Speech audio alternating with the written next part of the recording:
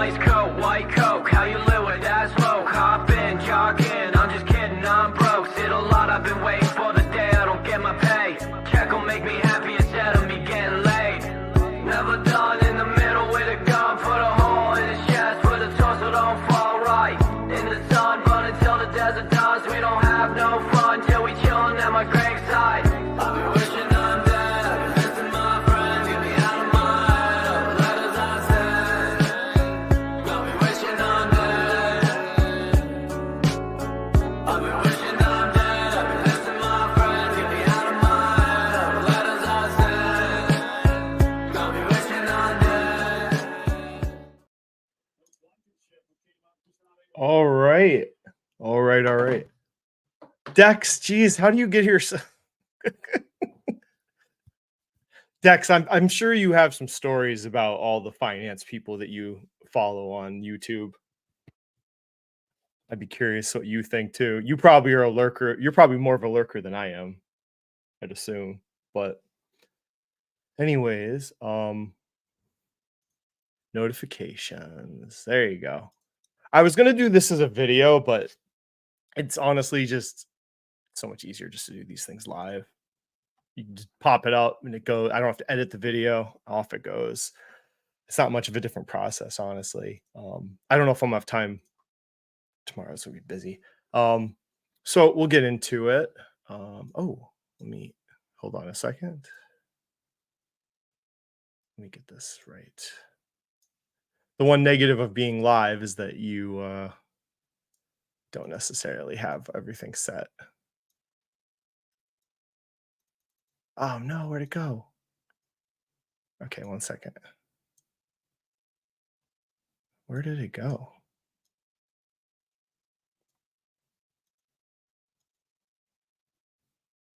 Okay, right. So we are going to look at Pfizer. So one thing, just to be clear, I'm not evaluating Pfizer in this video for an investment. Okay, so that could be a whole. Oh my god. So I'll be like, this is one of the largest, most complex companies like I've ever looked at. Okay, so I'm just very specifically talking about one subject basically. So it's like a case study. So we're going to look at from basically October last year to this year so far. So basically a 1 year period. To give you a brief background, so just we'll go to the PowerPoint. So this was them. Let me get that up. So if you look at their financials, okay. So basically we're talking about here. So this was basically, for people that don't know, this was like the height of this was like the crowning like achievement of Pfizer and COVID. All right. Because I remember this last fall. This was the report. They came out, they declared this was the best year ever, $100 billion of revenue, first time in the history of the company, $36 billion of cash and equivalents. So again, like they're at the top of the hill. This is the greatest year of Pfizer's in the history of the company, which is over 100 years old. So not to be a spoiler, but we can go to the charts and see it's been pretty bad. So basically on a 1 year chart, so from basically that crowning achievement, it's just fascinating. The company has essentially been cut in half, market cap. We went from 50 to something about $27, $28. And like, what the hell happened, right? Like, how did this happen? I mean, we don't know all the answers. I can point you to some things that I've noticed, because this kind of goes along with Costco and my what I've said before. There's 6 things companies can do with free cash flow. When at the end of the operation, they have cash. What are they going to do with the cash? And for people to say, take one of those 6 options off the table, I don't understand what you're talking about. You sound ridiculous. So we can look at Pfizer. So this specific case study, very brief case study. So this is like, this was during their investor call, the transcript. So this was like when they were at the height and they were all feeling so great about themselves. Again, 2022 outstanding year for Pfizer, exceeded $100 billion of revenue for the first time in 174-year history. This is a very old company for people that don't realize that. We maintain our industry-leading clinical success rates and further improved our clinical. Everything's great. Everything's great. All positives, right? Um, we were named, oh, and then they had to throw this in there. We were named one of the 10 best employers. So how about that? That's amazing. Of course, we're investing, we're not working for them. Um, and then they could do all this. And more importantly, 1.3 million patients around the world were treated. God bless them. For I guess I should declare I had the Pfizer vaccine. I also had the Moderna one. I had both. So not the Johnson Johnson one. Ugh. So I pulled this out. So this was just to give you background. What I'm more looking at. So October 2022, crowning jewel, $36 billion in cash, basically. Okay. So then we'll go forward. Current, 1 year later. So I put in 1 point. So you might look at the balance sheet and say, oh, they got more cash than they did a year ago, Dan. You're a clown. It's like, okay, they issued bonds. Okay.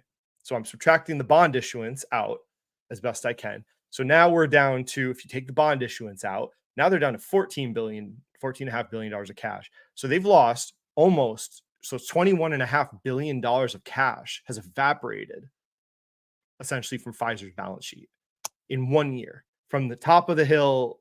Now this. So like, what the hell did they do? What did they do with all the cash? I don't think it doesn't take a rock scientist to understand what a drug company did. So we can go here before we look at some financials. So first option, this is the same list I used for Costco. Okay. So pay and increase dividends. So we'll go look. I'll pull up their sheet. So we can look dividends paid from October forward. Nothing really changed. Small increase. It's still give or take 2.2, $2.3 billion a quarter. Okay. So that tells me there was no special dividend paid to investors. They didn't do a substantial dividend increase. So that's a no. They did not do that. So that's off the table. So they did not do that. Let's get that out of here. This one. Okay. Share buybacks. Okay, so we're gonna go to number 2. Obviously, spoiler alert, since I put a red line through it, what's about to come. So let's go to did they buy any shares back? Okay. Share issuance, share repurchase. Nothing. Nothing. Okay. So they still have share-based compensation though at the top. So this all makes sense. We can go to the income statement. And you can look.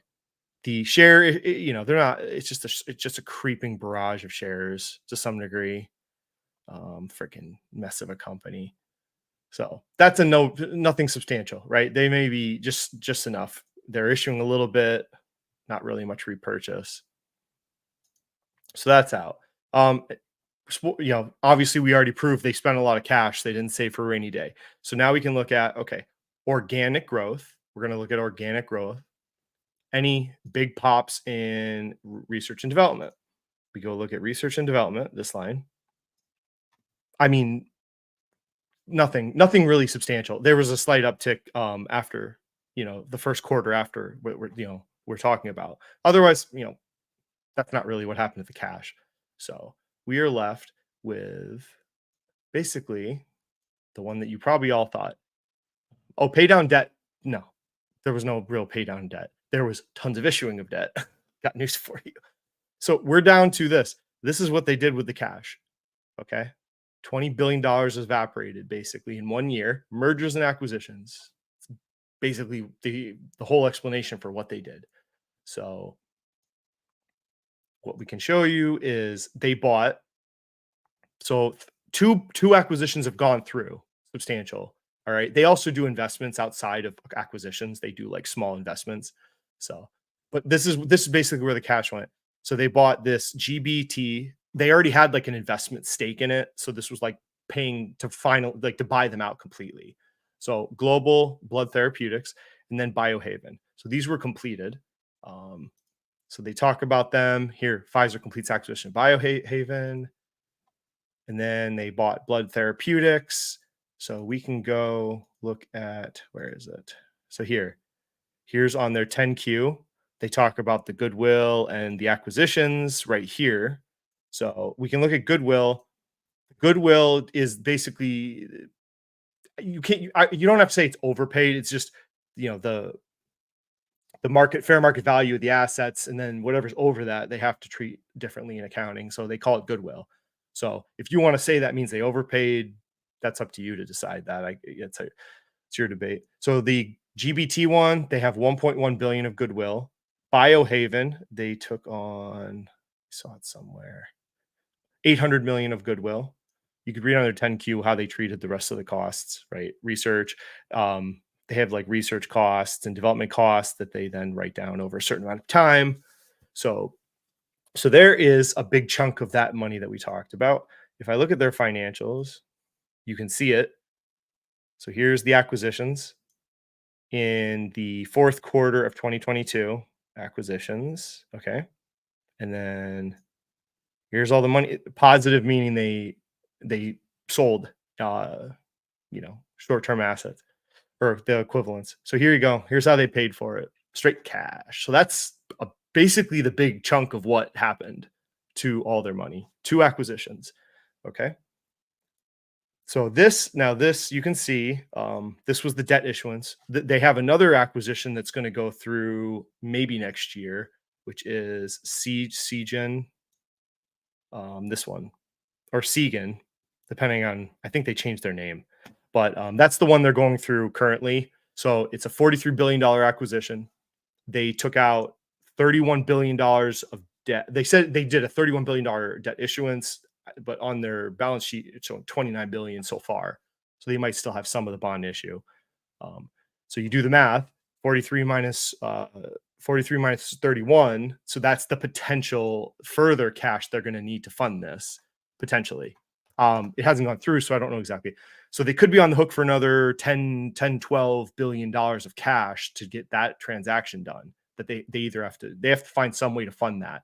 Maybe they're going to issue some shares, which the current share price, issuing more shares is pretty destructive, like at this point. That'd be really bad, I think.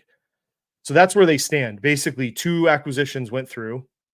They did some small investments, I think, of a few hundred million. I found a few investments they made, like a few hundred million here and there, small companies.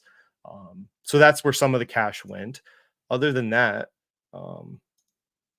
so we can look at like what, where is it? Okay. Where'd it go? Okay. So this is management has prepared remarks, which is kind of interesting because they comment about certain things in the presentation. So if we go on this one, this is the third quarter, so the most recent one, and they talk about they raised the $31 billion for the acquisition financing so far. 2030 risk adjusted revenue in excess of 10 billion. So they're always like the projections for revenue from these acquisitions is years and years in the future. Okay, there's no short-term real benefit to these acquisitions. They're everything in their statements is talking about like 3 years or 10 years or 2030, as far as them paying off. So there's that. So here, so there's the destruction of cash for these mergers, which maybe the market likes them or doesn't. That's probably not. There's that, but then this is probably a lot of why the stock has gone down so much this year. The complete destruction of their freaking revenue streams from COVID, just obliterated. Maybe I guess you could. I don't follow Pfizer a lot, so maybe you could argue more than was expected. So revenue declines. This 41% revenue decline in COVID products. 41%. Oh my God. Adjusted diluted loss per share is significantly impacted also by a $5.6 billion non-cash inventory write-off of COVID-related inventory. So like these shots have expirations, and when they get past that, they destroy them. Like my wife works at a hospital. So yeah, it's not like milk. You can't you don't go, oh, it's a week old, smell it and it's still good. No.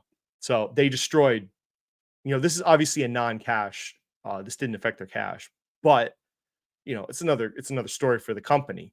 So the mergers, they've burned through most of the cash, or a significant portion of the cash they had at the height of their war chest, let's call it. They've got huge losses on COVID. They've got write-offs of inventory of COVID-related products. The growth of their non-COVID products, they keep, that's like the first few pages of the remarks. They're trying to make it look good. It's like, oh, 8% growth in non-COVID products. So, you know, to me, that's like, okay, cool. That's great. So this is a company kind of in a bad place. It's in a bad place. They are taking their war chest from the previous products and they're trying to dump it into the new lines that they're hoping will pay off. It doesn't look like anytime soon they're going to pay off. Like I said, they're saying like the C-Gen, I'm probably saying it wrong, is only going to, I think, pay off like 3 years after the merger goes through. They're only projecting very limited revenue streams from it. So they've guided down. I think you probably have all heard this. They guided down 2023. We can look at, I have 2024 guidance.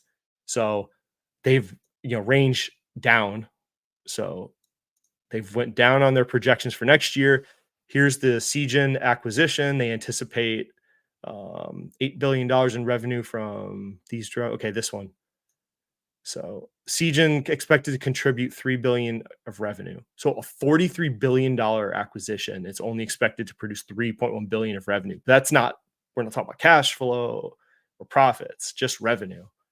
And then revenue growth, 8 to 10%, non-COVID stuff. So this is I don't know. This is a weird business. If you want to talk about, okay, so here's an example. Okay, dividends are stupid. Buybacks are great, or you could have the other opinion. Okay, here's a company didn't do dividend growth. I mean, like anemic 2 or 3% dividend growth. Didn't do any share buybacks. Didn't hold the rainy day fund. None of that. Straight, and like they held the line on organic, R&D, and then they went straight to mergers with all their money. And the market has punished them for this. So it's not my opinion. The market has punished this company. They've lost half their market cap since this happened. And I know people, this isn't an argument of whether you should buy it or if it's cheap or not. I mean, the point of this is, again, it goes back to what I talk about with Costco. There's 6 things you can do with your capital. So to judge the management on which one they picked. All right. And none of those options by themselves are wrong. It depends on the company. I would argue, like, I don't really invest in biotech, pharmaceutical companies, but I would argue investors were done dirty by this. I think this was not, I don't think what they did so far was accretive to investors. No share buyback. I mean, you couldn't have taken any of that war chest from COVID. Your investors who bought into the company and lived through and believed in Pfizer enough to buy the stock and support them during the COVID period, you couldn't throw them any bones, any share buyback. You had $36 billion. You couldn't have done like a $5 billion share buyback or a special dividend, or maybe you do a one-time like 15% dividend increase. And then you don't have to keep that and just go back to the 2 or 3% that you do. But they really didn't do anything for investors. Nothing. And then they tracked down for all their revenue and projections. And then, will these drugs work out? They're talking about 2030 for these to be meaningful pipelines for these 2. I didn't look at Seagen because it's not done yet, because it's not in their pipeline, but we will see. The one I'll point out, I have so many tabs open. So this one, they do like migraine. The Biohavens, their big thing is they have migraine treatments. So we can go to this one. I can look at their drug pipeline. Okay. Hold on. Wrong tab. Jesus Christ. So, okay, here's the migraine medicine from Biohaven that they touted in the second drug they listed in the press release. So phase 2. So not very close to being released. We're not in phase 3 yet. Phase 4 is long in the future. So this is probably years and years away. So that's nothing that's going to help, nothing anytime soon. Where is it? Okay. So there's that one. And then, okay. The other company, BT, the blood treatment company, they do sickle cell drugs. The sickle cell drug is in phase 3, so it's closer to development. I pulled this.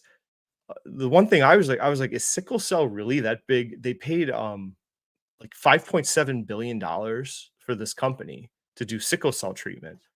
Great. I'm happy they do that. I hope they get treatment for people. But I'm like, okay, what's the market for sickle cell treatment?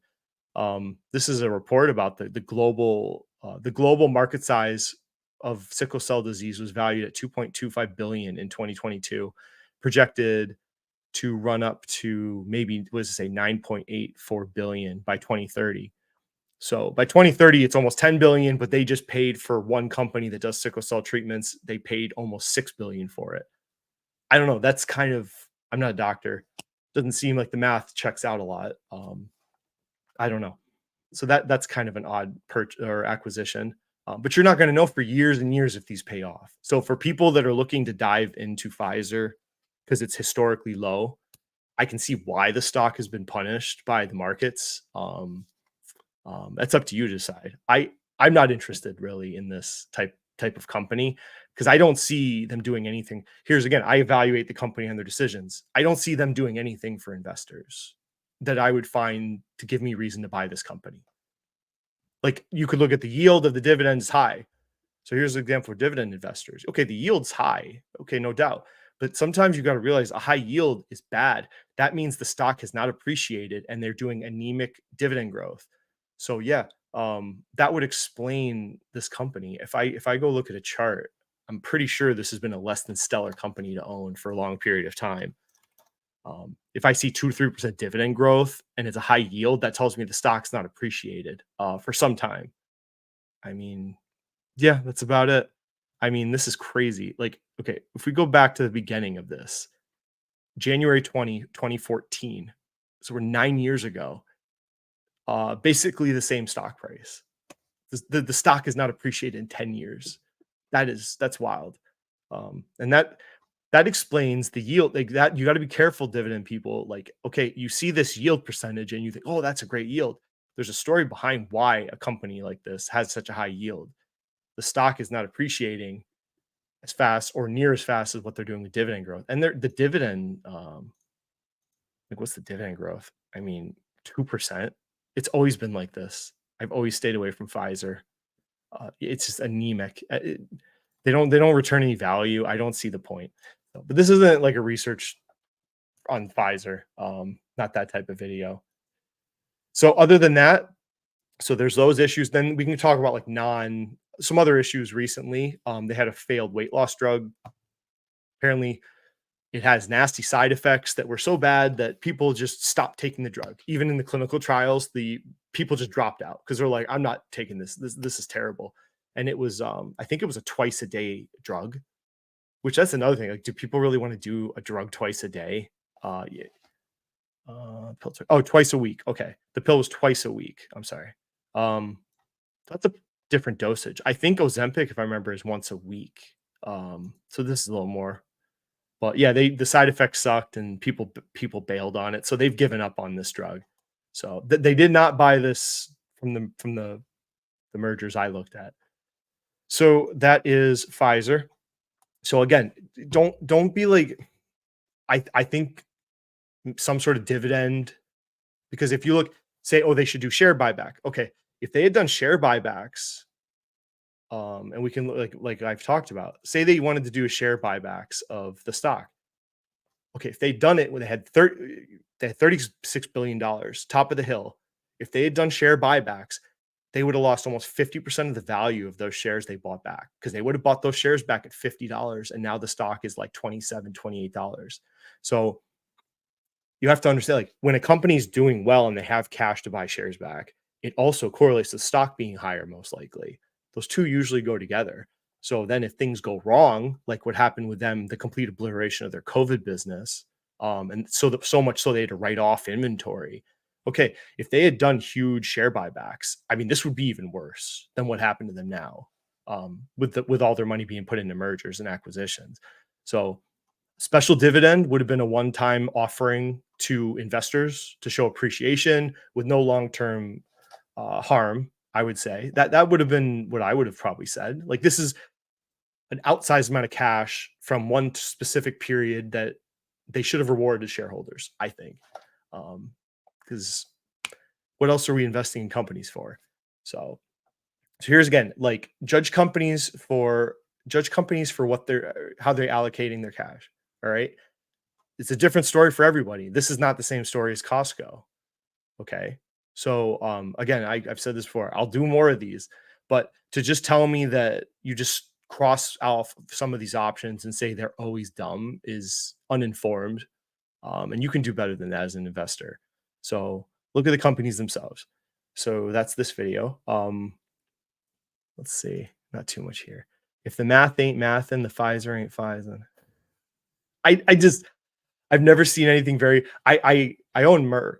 I own Merck. It's not a huge position. I think Merck is a much better company than Pfizer. So I have Merck. I kind of thought about Bristol Myers for a little while because of how much it's dropped, but probably not. I just have some Merck. So um, SGen is finalized already. Yeah. Well, I mean it's finalized, but it's not on Pfizer's books yet. They're totally going through it, I think, soon, like next spring. The PFAT dividend company.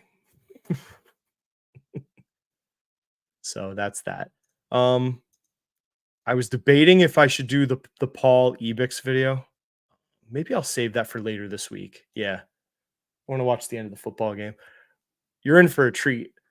So I have a great Paul video coming now that I got this one done. So I can't wait to make this. I'll save this one for maybe like Wednesday or Thursday. So there's a certain company, Paul, freaking I should do it tonight. I swear I'm like I'm gonna think about it all the time. I don't know. I'm gonna think about it. It's Philadelphia and Seattle. There's like 5 minutes left, so I'll finish it, the game. But that is Pfizer again. Just an overview of one specific, case study of like what happened to their cash. Like that's a lot of cash to just be off their books. So with that said, thanks for listening, and we will see you later. All right.